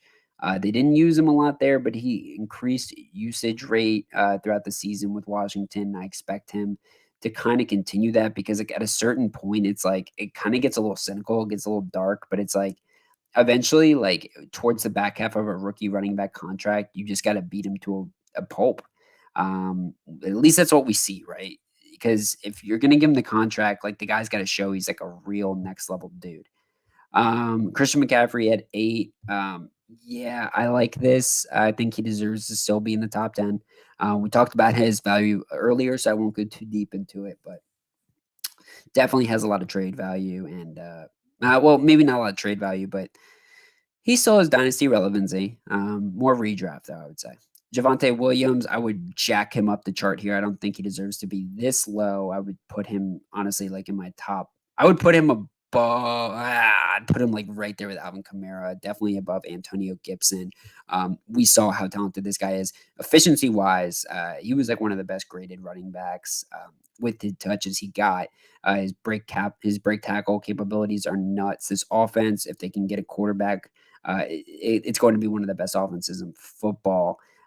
If they let go of Melvin Gordon, like, holy shit, dude, this guy's the limit on Javonte Williams. Austin Eckler here, Nick Chubb, and Derrick Henry. Ranking these three guys, I would probably go Eckler, Henry, Chubb. Chubb is questionable to me. I mean, we saw kind of a year where he was pretty disappointing for fantasy. Kareem Hunt was gone too. The team obviously sucked. So you're going to get some value on both Chubb and Kareem Hunt in redraft leagues. But in Dynasty, I'm just not too sold too much on Nick Chubb going forward because he's really just a 2-down back. And I feel like they're always going to have some third down specialist. Austin Eckler, I love a lot because of that PPR value he gives you, which gives him the edge over Derrick Henry. But that really scares me because Derrick Henry is that bad man. He is that bad man, bro. But I think I'm just saying that the workload and the tread on his tires, bro. I mean, eventually, dude, like eventually you think, right, it's got to catch up to him. So that's kind of how I play it, but I would definitely have Derrick Henry still above Nick Chubb. And you can make an argument, he deserves to be maybe above Christian McCaffrey too. But Derrick Henry is a beast. And in redraft league, I would take Derrick Henry above Christian McCaffrey. But for Dynasty, I think a guy like Christian could hang around in the NFL for a very long time for fantasy. Just because, I mean, shit, like if he really needed to, he can move the slot and be a very capable player for a very long time in the NFL. All right, guys. So with that said, I am going to stop sharing here. And I am what is going on here? A lot of craziness, a lot of technical craziness. Yeah, so I'm gonna start winding down the chat, guys. Start closing up shop here, guys. If you have not already hit the like button, definitely encourage you to hit that like button, hit that subscribe button, become a part of the Catch fam. If you're watching this retrospectively, let us know a little bit about kind of your thoughts on the Super Bowl preview and things like that. I didn't get into my Senior Bowl kind of look yet, but I still have that prepared. So we'll do that next week. Maybe we'll kind of take a look at that. Time just got ahead of us, man. We talked about the Super Bowl for a ton. We talked about the Pro Bowl a ton. But I still got that put together. I will say Malik Willis really stole the show at the quarterback spot from me. And Jermaine Johnson on the defensive side, coming off the edge, I think he really cemented himself as a top draft pick. And really put himself in that top tier with Aiden Hutchinson, Kayvon Thibodeau, and David Ajabo for the pass rushers, right? So a lot of guys really put their hat in the ring for draft class movement. So we'll definitely get more on that. And, like I said, I already got it prepped, so we'll put it out there for you.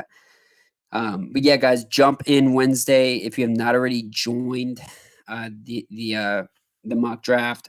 Go ahead and hit that link that John provided a couple times in the chat and join it so we can roll. Because we'll be doing that on Wednesday when John and I are on this together. Thank you guys all for the birthday wishes too. Really appreciate the early birthday wishes. Means a lot. Definitely means a lot.